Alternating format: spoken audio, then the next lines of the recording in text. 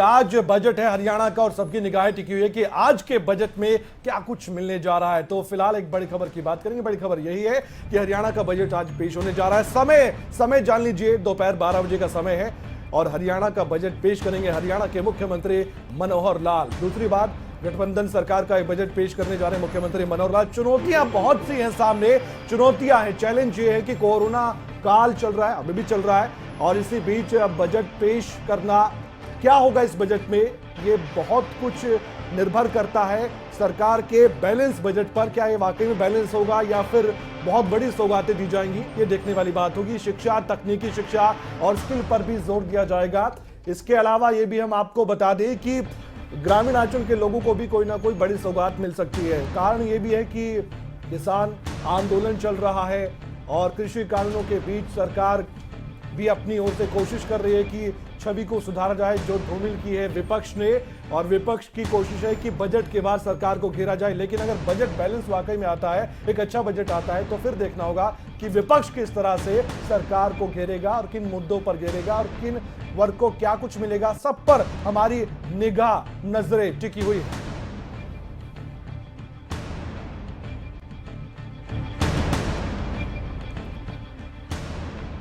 चलिए आपको एक रिपोर्ट दिखाते हैं, क्योंकि हरियाणा के लोगों के बारे में भी जानना बहुत जरूरी है कि उनके मन में क्या चल रहा है, इस बजट को लेकर क्या उनकी उम्मीदें हैं। एक रिपोर्ट आप देखिए, उसके बाद पैनल से डिस्कशन हम करेंगे और बताएंगे आपको कि क्या कुछ हो सकता है इस बजट में।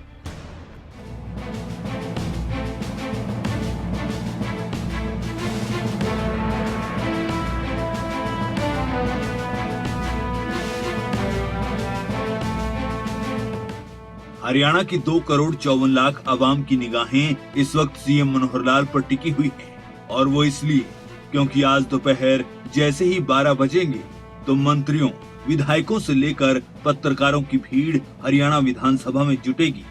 क्योंकि आज ही हरियाणा के मुख्यमंत्री मनोहर लाल उम्मीदों की पोटली लेकर वित्त मंत्री के तौर पर हरियाणा विधानसभा में बजट पेश करेंगे।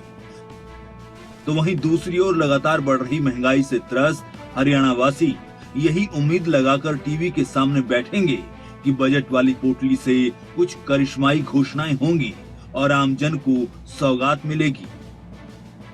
मैं भुवनेश गुप्ता, और मैं बजट से ये उम्मीद करता हूँ इसमें मजदूर तबके का, हर आम आदमी का ध्यान रखा जाए। जैसे कि पेट्रोल में के भाव में बहुत तेजी आ रही है, हर आदमी की पहुँच से बाहर हो रहा है। गैस सिलेंडर में बहुत तेजी आ गई है।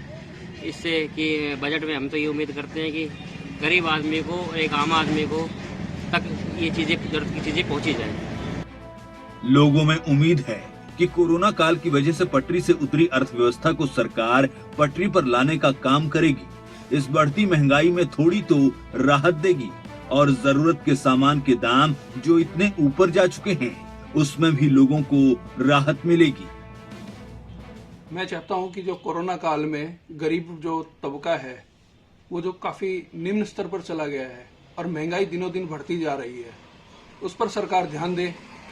पेट्रोल पर भी, डीजल पर भी, इस पर भी ध्यान दे सरकार। और जो गरीब तबका है, मजदूर वर्ग का आदमी है, छोटे दुकानदार हैं, उनकी तरफ भी सरकार ध्यान दे। सिर्फ हरियाणा की आम जनता को ही नहीं, किसानों और आड़तियों को भी हरियाणा की इस सरकार से काफी आस है। आड़ती और किसान दोनों इस उम्मीद में हैं कि इस बार सरकार किसानों को भी राहत देगी। हमारी कुछ दिक्कतें हैं, उनकी तरफ ध्यान दिया जाए। पहली तो यह है, जो नई अनाज मंडियां हैं उनमें जो कंप्लीशन सर्टिफिकेट मिलता है, उसके मिलने में हम बड़ी दिक्कत है।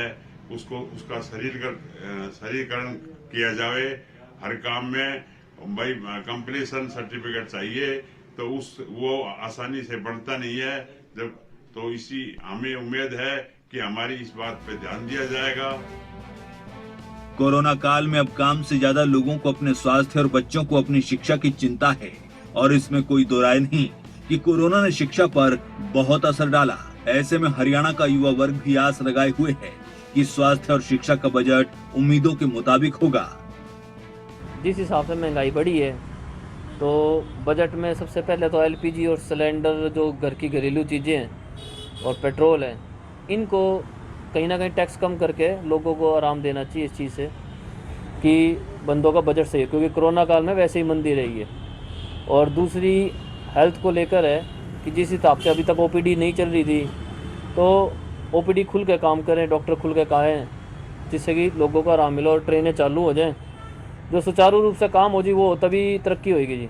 सर हम ये सोचते हैं कि जो गरीब बच्चे हैं उनके लिए एजुकेशन की फ़ीस, स्कूल की फ़ीस कम की जाए, और हम ये सोचते हैं कि मतलब सभी बच्चे एजुकेटेड हो ताकि हमारा जो इंडिया है वो आगे बढ़े। बजट 2021 का काउंटडाउन शुरू हो चुका है। इंतजार की घड़ियां खत्म होने को हैं। बजट पेश करने की तमाम तैयारियां भी पूरी हो चुकी हैं। ऐसे में हम तो यही उम्मीद करते हैं कि मनोहर बजट पेश हो, आमजन को राहत मिले, किसानों, व्यापारियों और युवा वर्ग को खुशखबरी मिले और अर्थव्यवस्था पटरी पर लौटकर फिर से रफ्तार पकड़े। स्पेशल डेस्क, खबरें अभी तक।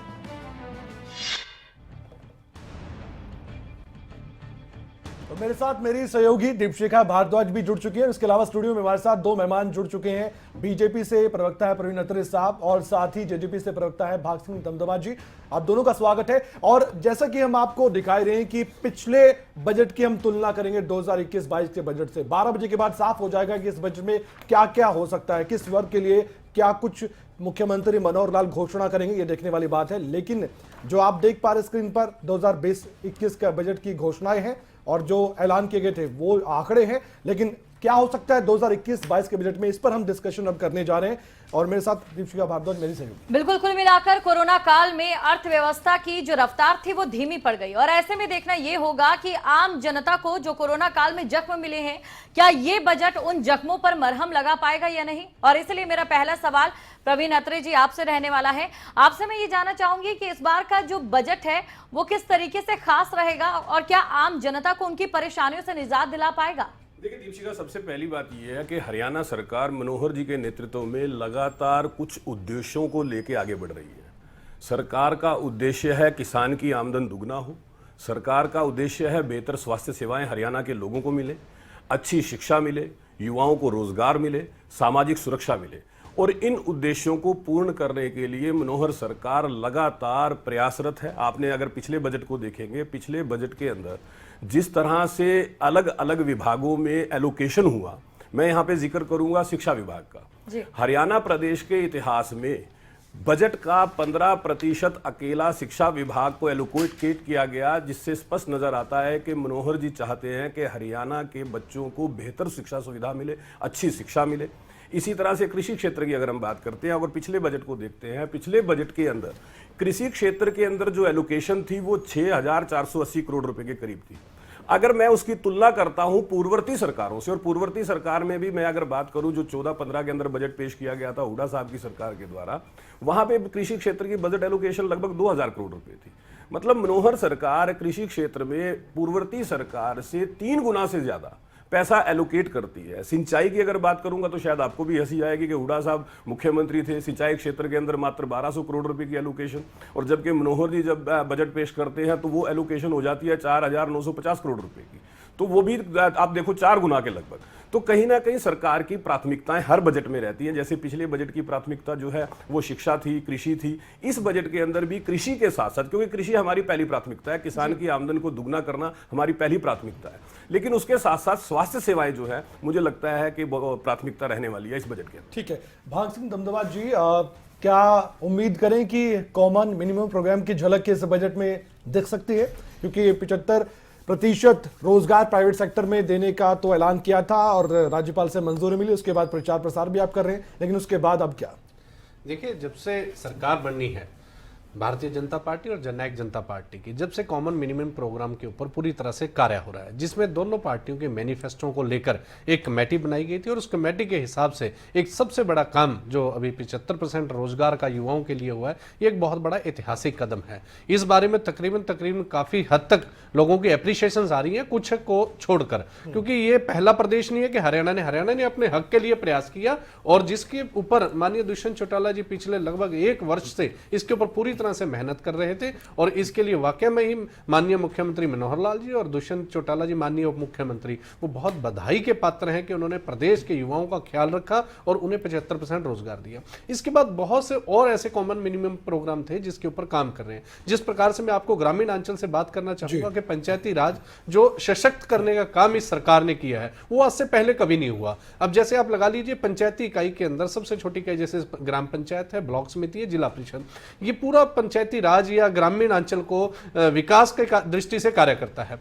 जो जिला परिषद के लिए मैं आपको बताना चाहूंगा कि लगभग 25 से लेकर 50 करोड़ तक जिला परिषद के लिए ग्रांट दी गई, जो आज से पहले चाहे कांग्रेस की सरकार रही किसी और की रही है, ये ग्रांट केवल कोई कहीं जगह 10 लाख की, कहीं जगह 15 लाख की, यानी कि इससे ऊपर ग्रांट देने का कभी किसी ने काम नहीं किया। और जिला परिषद को लेकर, ब्लॉक समिति को लेकर एक जिम्मेवारियां तय की गई थी कि जिला परिषद जैसे आपकी पीएससीज हैं, आंगनबाड़ी है, हेल्थ सेंटर्स हैं, इनको वॉच करें, यानी कि हर किसी को उनका दायित्व और उनकी ड्यूटी और अकाउंटेबिलिटी साथ फिक्स की सरकार ने कि आप इस टर्म के अंदर ये वर्किंग करके दिखाएंगे। उसी तरह स्वास्थ्य सेवाओं के अंदर एक ऐसे परिवर्तन हुए इस सरकार के अंदर, जैसे आप हर जगह हर जिले के अंदर हर तरह की जो भी बीमारी उसको डायग्नोज करना, उसका ट्रीटमेंट का जो इस सरकार ने दिखाया है कि बड़ी तत्परता से मरीजों को किसी तरह दिक्कत नहीं। और कोविड जैसी बीमारी से ये सरकार इस प्रकार लड़ी है, कोविड बल्कि पूरा डॉक्टर्स की टीम थी, प्रशासनिक टीम थी, तो ये सरकार की एक दूरदर्शी सोच थी जिसकी वजह से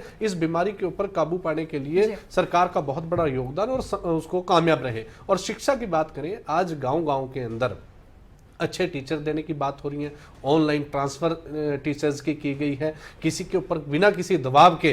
सिर्फ उनको एक बात है कि ग्रामीण अंचल और शहरी अंचल दोनों में शिक्षा का स्तर किस प्रकार ऊंचा किया जाए, सरकार इसके लिए वचनबद्ध है। रोजगार और शिक्षा एक ऐसी चीज है, यदि वो प्रदेश के अंदर हमारे युवाओं को और बच्चों को अच्छा मिले तो उनका भविष्य बहुत सुंदर और स्वर्णिम बनता है, जिसके लिए सरकार वचनबद्ध है। जी बिल्कुल। प्रवीण जी, आपसे मेरा एक और सवाल यहाँ पर ये रहने वाला है। देखिए, बीजेपी पर अगर आरोप की बात की जाए तो लगातार विपक्ष निजीकरण का आरोप लगाता नजर आया है, और ऐसे में अब बजट क्योंकि आ रहा है और अर्थशास्त्री ये मानते हैं कि अगर निजीकरण होगा तो 2025 से लेकर 2030 तक जो पीएम मोदी का सपना है, ट्रिलियंस में भारत की आमदनी हो, ऐसा पूरा हो सकता है। तो इसको किस तरीके से जस्टिफाई भी किया जा सकता है बजट को लेकर? देखिए दीपशिखा, पहली बात तो जो आप निजीकरण की बात कर रहे हैं, मैं देख रहा हूं कि लगातार विपक्ष चाहे राष्ट्रीय स्तर की बात करे, प्रदेश स्तर की बात करे, इस बारे में अपने आरोप लगाता है। लेकिन अचंबा और दुख तब होता है जब विपक्ष ये आरोप लगाने से पहले अपने गिरेबान में नहीं झांका।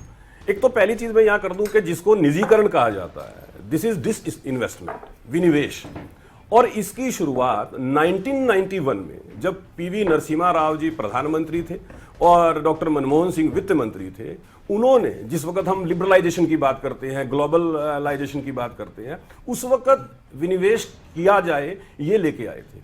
और आपको हैरानी होगी, एक विनिवेश डिपार्टमेंट है बाकायदा केंद्र में, उसकी अगर आप साइट पे जाके चेक करेंगे तो कांग्रेस के 10 साल के कार्यकाल के अंदर 39 टाइम डिसइन्वेस्टमेंट किया गया है। लेकिन विपक्षी, जैसे मैं देख रहा था शुरुआत में कमल जी एक बात कर रहे थे कि विपक्ष ने सरकार की छवि धूमिल की। कमल जी, उसके ऊपर भी एक बात कहूंगा, हरियाणा में कहावत है, कौओं के काका करने से ढोर नहीं मरा करते। विपक्ष का तो काम है आलोचना करना, बिल्कुल, लेकिन वो आलोचना सार्थक हो, तथ्यात्मक हो, ज्यादा अच्छा है। हम तो कहते हैं कि अगर हमारे अंदर कोई कमी है तो आप बताएं, फैक्ट्स के साथ बताएं, लेकिन फैक्ट्स की बात ना करके केवल झूठ परोसना, मुझे लगता है विपक्ष की आदत बन चुकी है। अच्छा तिरस साहब, यहाँ पर ज्यादातर बात हम करना चाह रहे हैं ग्रामीण इलाकों के लोगों की, और गांव में जो लोग बसते हैं उनको उम्मीदें काफी है, और आप पर भी दबाव तो जरूर होगा। आने वाले वक्त में पंचायती राज के चुनाव भी है, सरपंच के चुनाव है, तो ऐसे में उम्मीद हम लगाएं कि पहले से बजट भी ग्रामीण अंचल के लोगों के लिए ज्यादा होगा, ग्रामीण लोगों के लिए विकास के और भी आयाम वो छू सके, और आपकी सरकार उनके लिए बहुत कुछ करने वाली है। देखिए, ऐसा प्रेशर है आप पर है इस बात का, क्योंकि चुनाव भी है। अभी भाग सिंह जी इस विषय में बाकायदा बोल भी रहे थे कि किस तरह से ग्रामीण विकास के लिए जो जिला पंचायतें हैं उनको जो पैसा सरकार की तरफ से गया है उसकी मात्रा कितनी है। हालांकि भाग सिंह जी खुद जिला पंचायत के सदस्य हैं, मुझसे ज्यादा बेहतर बता सकते हैं कि वो कितना एलोकेशन इस सरकार में हुआ, कितने फंड मिले ग्रामीण विकास के लिए, और पूर्ववर्ती सरकार में क्या होता था। आप पूर्ववर्ती सरकार का अगर डाटा निकालोगे तो आपको कई बार हंसी भी आएगी कि आप एक जिला पंचायत को 50 लाख रुपए डेवलपमेंट के नाम पे देते हो, जबकि वर्तमान सरकार 5 करोड़ रुपए दे देती है। तो आप समझ सकते हैं कि सरकार की सोच कैसी है। और अगर आप पिछले बजट को उठा के देखें, पिछले बजट में भी ग्रामीण पंचायती विकास के लिए जो बजट एलोकेशन हुआ था बजट के अंदर, दैट वाज 23% हायर।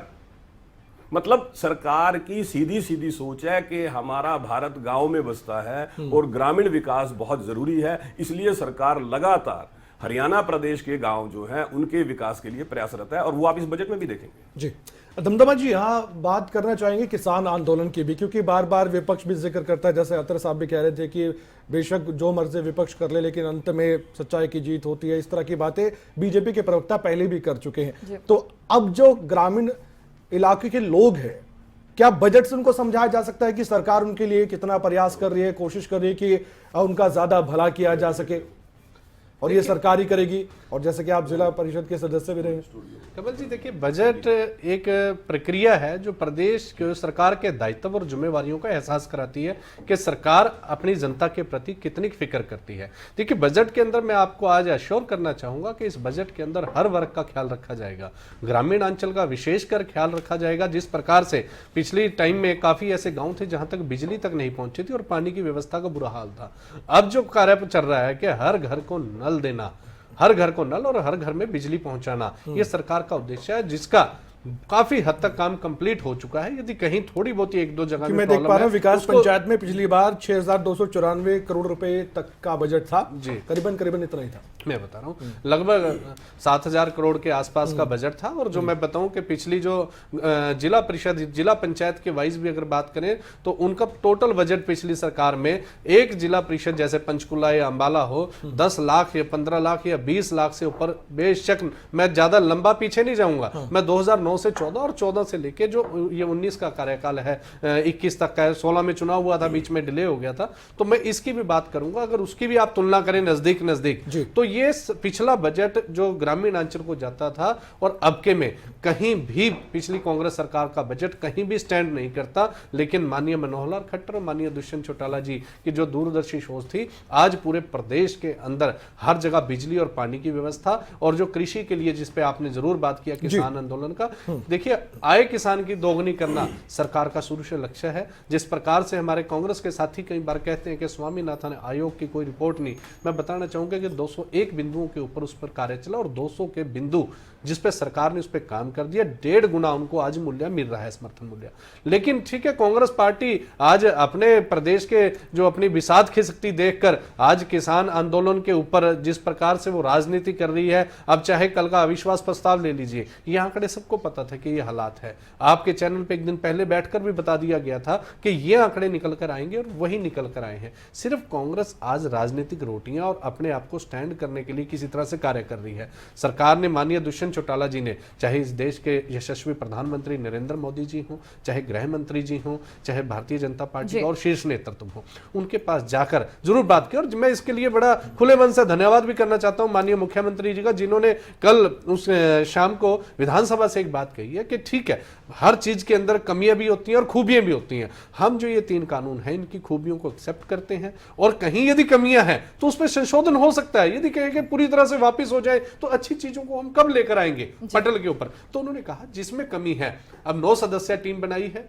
किसानों ने, उसके साथ माननीय सर्वोच्च न्यायालय का आदेश आ रखा है कि 4 सदस्य उन्होंने दिए। हम पूरे तरह हमें विश्वास है कि जल्दी ही इसके ऊपर फैसला भी होगा।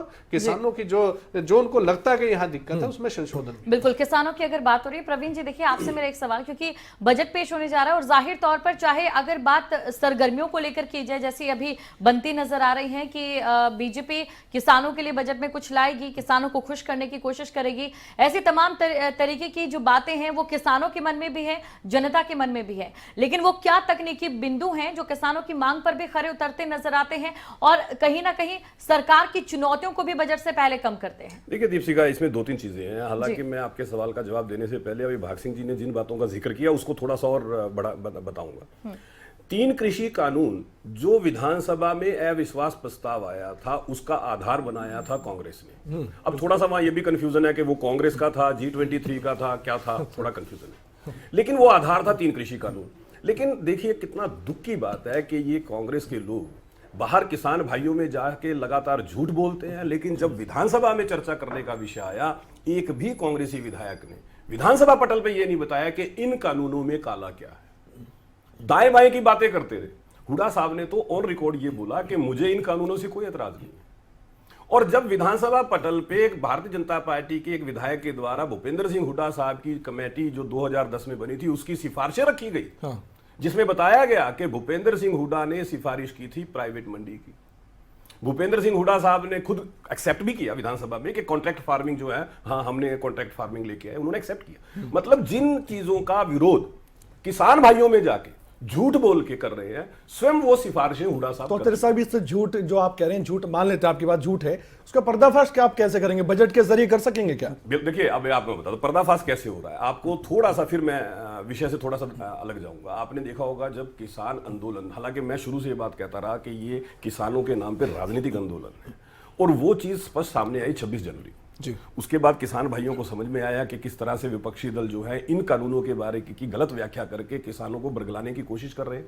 किसान भाई आंदोलन से पीछे हटने शुरू हो गए, उनको समझ में आना शुरू हुआ कि यहाँ पे एक बड़ा झूठ परोसा जा रहा है। और जैसे जैसे वो किसान भाइयों को समझ में आना शुरू हुआ तो आपने देखा कि कुछ तथाकथित किसान नेताओं ने आंदोलन में किस तरह से किसान आए ये कहना शुरू कर दिया कि अगर कोई आंदोलन में नहीं आएगा तो उसके ऊपर 3,000 रुपये जुर्माना लगेगा, अगर कोई आंदोलन में नहीं आएगा उसका हुक्का पानी बंद कर देंगे, अगर 100 रुपये किलो से कम दूध बेचा तो 11,000 रुपये जुर्माना लेंगे। भाई ऐसी धमकियों की जरूरत क्या है?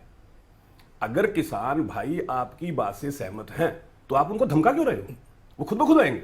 लेकिन ये सब ऐसे विषय हैं जिससे ये पता लगता है कि किसान भाई को हमारी बात समझ में आनी। ये तो मानते हैं आप 2022 आने वाला है और एक बड़ा ऐलान मोदी सरकार ने भी किया था कि आय दोगुनी करेंगे, और यही घोषणा मुख्यमंत्री मनोहर लाल ने जब पहला उनके कार्यकाल था सरकार का, पूर्ण बहुमत की सरकार थी बीजेपी की, तब भी उन्होंने किया है कि 2022 तक हम आय दोगुनी कर देंगे। तो जिस तरह से हम चल पा रहे हैं, बजट जैसे जैसे आ रहा है और 2022 नजदीक अब आ चुका है, तो आपको लगता है कि ऐसा संभव हो जाएगा? देखिए समय लग सकता है। हाँ, जी बिल्कुल सही कहा आपने कमल। इसमें भी डॉक्टर MS स्वामीनाथन ने जून 2006 में एक रिपोर्ट दी थी, जो एक कमीशन बना था उनकी अध्यक्षता में। उस रिपोर्ट के अंदर उन्होंने 201 के करीब सिफारिशें की थी किसान भाइयों के लिए जी। हालांकि कांग्रेस की सरकार रही 2006 से 2014 तक, उन्होंने उस रिपोर्ट को दबा के रखा, उस रिपोर्ट को लागू नहीं किया। भूपेंद्र सिंह हुड्डा साहब की अध्यक्षता में कमेटी बनती है, वो भी सिफारिश करती है, खुद हुड्डा साहब उसको लागू नहीं करवाते हैं। जैसे ही मोदी जी देश के प्रधानमंत्री बनते हैं, मनोहर जी प्रदेश के मुख्यमंत्री बनते हैं, डॉक्टर स्वामीनाथन आयोग की रिपोर्ट को लागू किया जाता है। अब उस रिपोर्ट की जो सिफारिशें थी उसके अंदर किसान की लागत कैसे कम हो, नंबर 1। दूसरा, किसान को उसकी उपज का उचित लाभ मिले, दूसरा पॉइंट। इस सरकार ने वो सब काम करने शुरू किए कि किसान की, मैं एक छोटा सा उदाहरण आपको देता हूं। यूरिया की समस्या किसानों के लिए इतनी बड़ी समस्या थी, आपने देखा कि अगर उस वक्त की सरकार के टाइम की बात करें, यूरिया के लिए लाइनें लगती थी, किसान को यूरिया मिलती नहीं थी, लाठीचार्ज होता था। लेकिन मोदी जी प्रधानमंत्री बनते हैं, यूरिया को नीम कोटिंग करवा देते हैं। नीम कोटिंग करवाने का मतलब क्या था कि यूरिया जो है वो डाइवर्ट हो जाती थी, किसान भाइयों के पास नहीं आती थी। वो यूरिया का कुछ उद्योगों में प्रयोग होता है, वो वहां पे यूज होती थी। मतलब एक तरह से मैं उसको अगर कॉमन लैंग्वेज कहूंगा तो स्मगल हो जाती थी। जैसी नीम कोटिंग हुई, उद्योगों के लिए वो यूजलेस हो गई, तो वो किसान भाइयों के यूज में आनी शुरू हुई। आज आपने सुना कहीं पे यूरिया के लिए लाइन लग रही है या कोई लाठीचार्ज हो रहा है। तो ये कुछ ऐसे काम थे डॉक्टर MS स्वामीनाथन की रिपोर्ट की सिफारिशों के अनुसार, जिससे किसान की लागत कम हो जाए और किसान को उसकी जो लागत है उसका 50% लाभ मिले। अब मैं एक उदाहरण के तौर पर गेहूं, अगर आप गेहूं की MSP देखेंगे 2014 से अगर उसको कंपेयर करेंगे 116% का इंक्रीज है। बाजरा जो है 2014 में 1150 रुपए बाजरे की MSP थी, आज 2150 रुपए बाजरे की MSP। और आपको जान के हैरानी होगी, मक्का कांग्रेस के टाइम में MSP नहीं होती थी। मतलब जिस ऐसी फसलें किसान की, सूरजमुखी कांग्रेस के टाइम में MSP नहीं होती थी। तो उस वक्त किसान भाइयों ने ये हालात भी देखे। हरियाणा की बात करता हूं, जितने मोटे अनाज है, चाहे वो सरसों की है, चाहे वो बाजरा है, चाहे वो मक्का है, चाहे वो सूरजमुखी है, जौ है, सरकार खरीदती नहीं थी। ये सरकार आई और आप जान के हैरान होंगे, आपको खुशी भी होगी, जो अब परचेज शुरू होने वाली है, जौ की खरीद हरियाणा सरकार इतिहास में पहली बार अब करेगी। उससे पहले कभी जौ की खरीदी नहीं हुई है किसान। ठीक है, ये सरकार करेगी। ये आपकी उपलब्धि आप बता रहे हैं, लेकिन इसके बाद भी चर्चा और भी आगे हम बढ़ाएंगे, बजट की और भी हम बातें करेंगे और हर वर्ग की बात करेंगे। हम किसानों की हमने विस्तार से बातचीत की है और ग्रामीण अंचल के लोगों के लिए भी हमने बातचीत की है कि उनके लिए क्या क्या बजट में हो सकता है। लेकिन बाकी जो मिडिल क्लास लोग हैं हरियाणा के या दूसरे वर्ग के लोग हैं, पेंशनधारी बुजुर्ग लोग हैं, उनके लिए क्या कुछ इस बजट में हो सकता है? क्या उनके लिए उम्मीदें ज्यादा है कि पेंशन बढ़ सकती है या और कुछ ऐलान हो सकता है? इस पर भी हम चर्चा करेंगे। फिलहाल एक छोटे से ब्रेक का वक्त है, जल्द हाजिर होंगे। आप देखते रहिए खबरें अभी तक।